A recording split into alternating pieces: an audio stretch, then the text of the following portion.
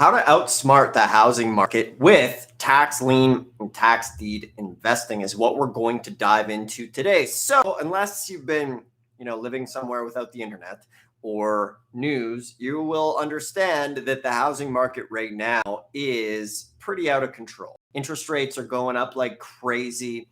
There's still a lack of inventory that's nowhere near what it was pre-COVID. And a lot of people are really struggling right now to find property. And there's a lot of people and a lot of funds that are just buying up a lot of the real estate. This is why you need a creative solution for real estate investing. And this is why I obviously recommend through Tax Liens and Deeds. So let's talk about how to outsmart the housing market and why business like Tax Liens and Deeds can be your entry point to real estate investing during some of these very competitive and crazy markets. So, one of the big things is there's a stat, there's over 1 million vacant houses just sitting there right now throughout the US. So that's a million houses that are literally sitting vacant. Now, whether it's someone's second home, whether they inherited a property, a lot of these houses sometimes are vacant on their property taxes. So that is definitely an entry point as well. Like you can go on a system like PropStream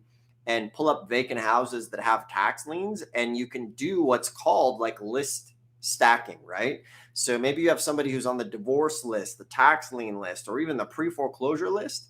Like that is an excellent entry point to contact somebody who has a massive pain point. And here's the thing, you should be having multiple attacks going on at the same time. So this business is about endless offense all the time. So the more hooks that you have in the water in this business, the more chances of good deals that you are going to get. Like, for example, we hit this business from every single angle possible. We're doing tax liens, we're doing tax deeds, we're trying to scoop up the properties before the auctions. We're doing advertising as well. We're talking to the homeowners before, we're knocking on doors, we're talking to the neighbors, seeing if they want to sell.